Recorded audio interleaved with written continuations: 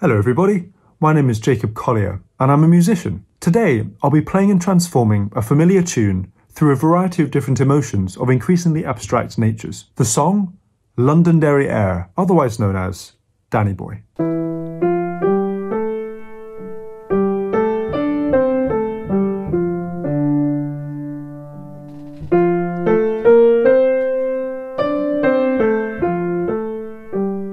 I'll be playing this tune a few times, and as I'm doing so, emotions of increasing complexity will be fired at me in real time. The challenge will be to seamlessly transition from one emotion to the next without stopping playing the tune. I have not been shown these emotions in advance, so what you'll be seeing is a real-time intuitive musical process as I try to explain or describe these emotions one after the other.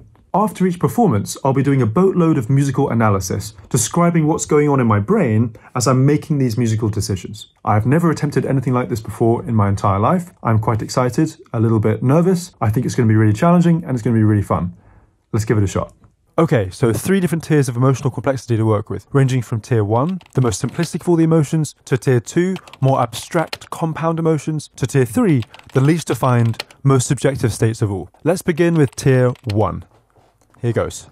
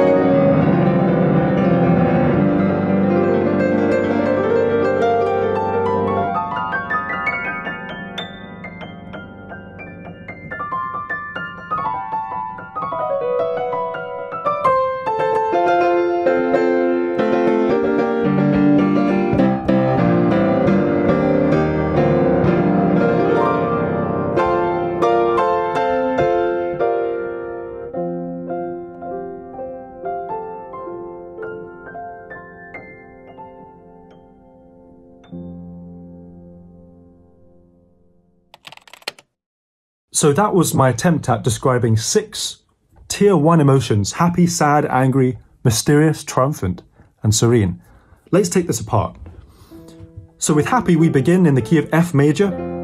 And one thing you may notice is that I'm using lots of triads here. And when I say a triad, I mean like a 3-note chord, which is very self-assured. Overall, it feels joyous, it feels bright, it feels hopeful, it feels like something that resembles happiness. So generally speaking, it's pretty safe to assume that with major chords, things tend to feel more consonant, more positive, a little more comfortable. One might say happy, whereas with minor chords, things often feel less consonant, a little colder, sadder, more austere, especially when these chords are played quietly. Now, there is something rather solemn about these sounds. We're visiting a bit more of a transparent feeling. We're also slightly quieter, and we've ascended into the upper notes of the piano.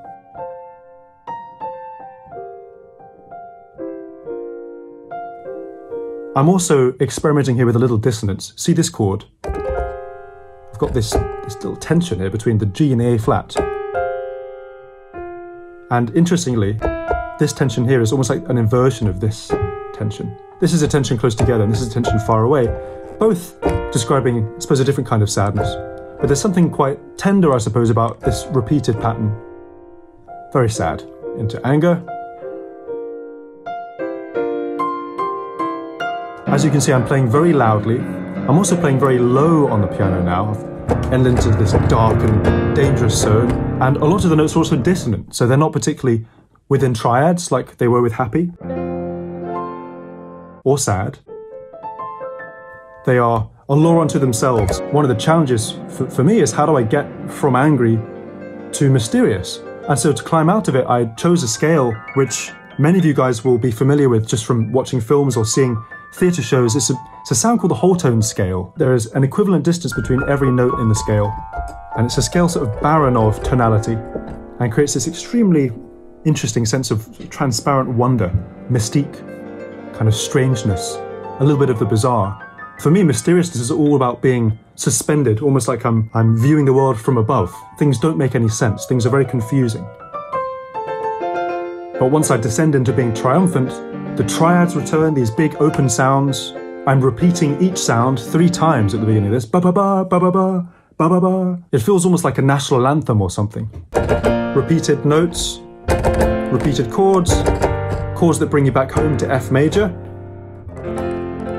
But when we get to F major, we're very serene. So once the triumphantness has laid out the foundation for our return to home, what's left is the serene. And as you can see with this serenity, there's notes which are quieter, there's fewer notes, things are feeling delicate. It's just serene. Okay, so now it's time for tier 2. These emotions will be slightly less defined, slightly more abstract, and increasingly subjective. Let's give them a shot.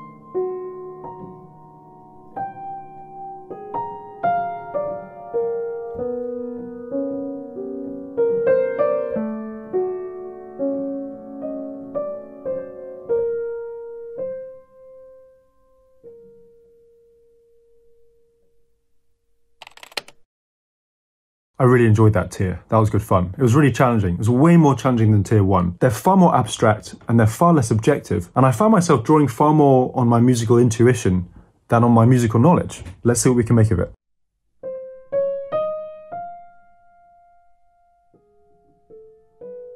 So frightened.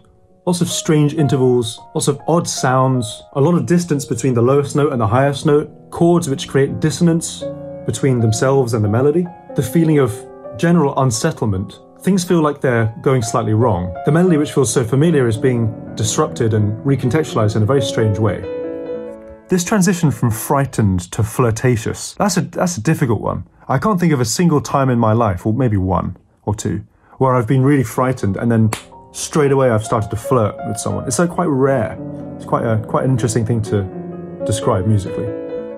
So you can hear me sort of being overtly decorative here. I'm playing with parts of the melody, I'm making it fun, I'm stretching out the time, and over the course of the second half of this, I actually fall into a pocket, which I suppose gives way to dance, a sort of levity, I suppose, which one needs when one flirts, I can tell you. So this musical confusion has some things in common with the earlier frightenedness. I'm taking small fragments of the melody and I'm scattering them all over the place, all around the piano, high and low. But the difference here is that with confusion, things are feeling slightly more staccato and short and almost like they're creeping around. I'm sort of juggling all these different tonalities at once. It's like a sort of emotional tug of war. I can hear my ear being led in one direction and then me pulling that melody back, and then another direction in the other hand and pulling that melody back, reeling things out and reeling things in. It's a very confusing space. Having finally made it out of the confusion back to our starting happy key of F major, my left hand seems to be dropping all sorts of strange dissonant bombs. And so after being shell-shocked at that huge blast, it takes me a few seconds to recalibrate and find my feet again, but when I do, I'm in F sharp major. So it's almost like the right hand is saying like, oh, wait, where was I? Let me get started all over again. Only to be disrupted yet again by another left hand blast. The left hand is determined to get in the way of the right hand. Oh, and finally, peace in B flat major. I've also returned to a consonant major tonality, which is reminiscent of happiness, I suppose. But there's something very calm about this, and it's very flowing. I've also reintroduced time. And there's a basic structure about that I suppose feels comforting. It feels like there's something within it that you can see form in, and you can lock into. Perhaps you can hide in or something. And see how I'm repeating the chords within the key center. It feels sort of cyclical, almost like you're being hugged with this warm blanket or something. It's lovely. The feeling of betrayal is such a delicate and subtle thing to describe, because too much consonance feels wrong, but too much dissonance feels wrong. It's a very careful balance between absence and silence and space and hollowness and things which are still there but feel like they don't belong. And there's this tension pulling between the right hand and the left hand throughout this section, which I think perhaps shows that feeling. It reminds me of things in my own life where things haven't been able to agree and they end up apart, and it feels awfully weird. And so with the left hand and the right hand having been unable to agree on something, the left hand just drops out and leaves the right hand hanging here at the end, which I suppose is as accurate a depiction of betrayal as I could have hoped to show. Okay, so it's time for our final tier of emotions. These are the most abstract emotions of all, extremely subjective, little defined, subtle combinations of simpler states, really open to interpretation. I don't know exactly what to expect, but we'll see where we end up on the other side. Here goes.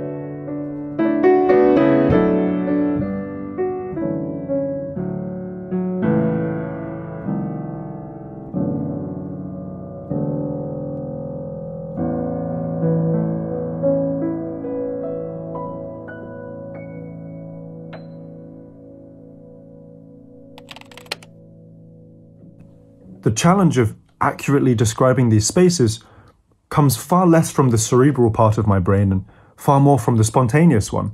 In describing these 6 emotions, I'm drawing on an utterly different set of devices, experience, feelings, and knowledge from both of the previous 2 tiers. These are such abstract, open, fragile, delicate concepts to describe. There's space for me to bring my own interpretation to these things, which is a bit of a relief. That said, it was a huge challenge. Let's take a listen.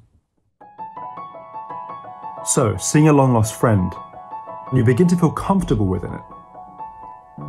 Ah, there's the long-lost friend, that D major low down. Feels like I've established a connection with something.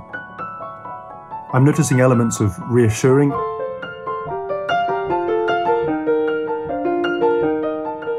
and serene.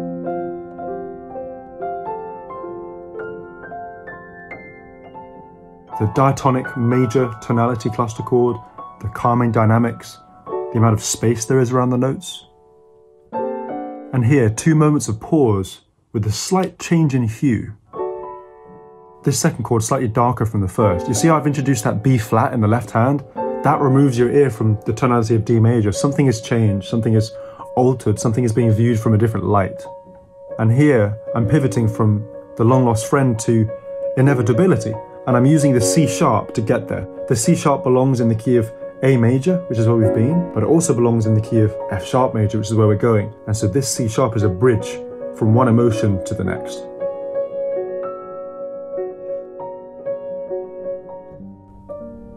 Here comes the guilt.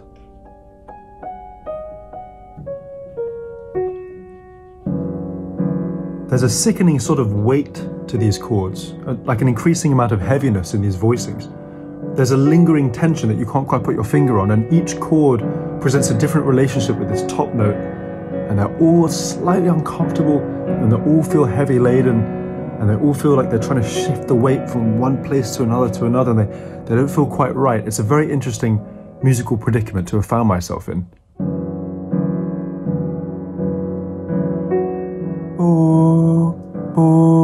And even there, you see I add that E and it changes the whole compass of the thing. It creates this stodgy kind of blockade in the middle where something is stuck and it's forcing the chord to change, but the E is fighting the D sharp in the bass, and then there's this F sharp at the top. There's a kind of parallel camaraderie, but there's this lack of loyalty, which is very interesting. And each of these heavy, guilty chords is repeated. It's like it's embedding itself within the music somehow. The weight shifts from the D sharp, this closed chord, to an E, a more open chord. You've got E, B, and F sharp. It's like a fifth structure. Things are opening up and feeling more transparent. And here, a D major triad just to cleanse the palette. And this here is from the end of the tune, Danny Boy, and it's almost like a reminiscing of something coming back to you. It feels familiar, but it also feels like it's been slightly forgotten.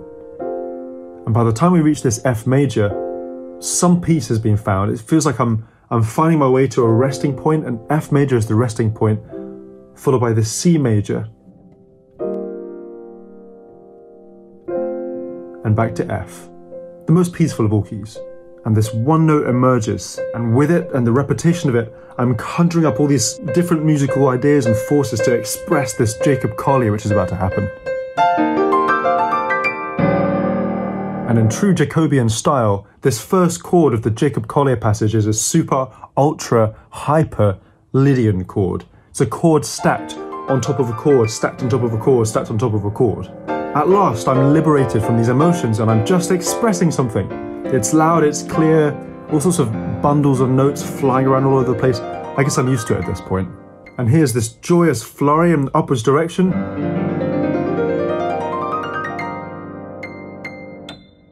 To continue the melody at the top, which resolves in this weird, surprising way. The A, which you thought was going to be part of F major, is part of F sharp minor. Can you believe it? And I suppose this poses the question, well, what is a perfect ending? I think for me, the ending for this particular improvisation draws upon some of the forgiveness and some of the happiness and some of the reassurance and the serenity of earlier on. And the notes are becoming quieter, the range is decreasing. I've entered back into this major tonality. You can hear these nice diatonic cluster chords. Things are settling down. It's time to make some kind of musical piece. There's nothing more perfect than that. these disconnected emotions one after the other kind of put me on the spot, and it revealed what my immediate musical palette was saying about me, and that was really interesting and strange and weird and cool. One of the greatest challenges and privileges of being a musician is the process of learning how to alchemize the forces in your life to create with. You learn to transform them into something which has form, structure, something which can be heard and understood, even believed, even by people who don't experience the emotions that you're drawing from in the same way as you. In some ways, an exercise like this is very far removed from the real world. Composers don't sit around trying to portray exact emotions on a list. It's not really what happens. But I do think that it's an interesting exercise, and it definitely gets you to think about what you make music using, like what materials are and what parts of your brain you're using to engage different elements of your language. A lot of the time, the most interesting music that I write comes from emotions that I don't really understand. And I think the process of trying to get inside them, not necessarily to control them or to explain them, but just to get inside them, is the most powerful thing I can do to be creative. By being thoughtful and nuanced around the choices that you make, you can add so much dimension to the music that you play and also the music that you listen to.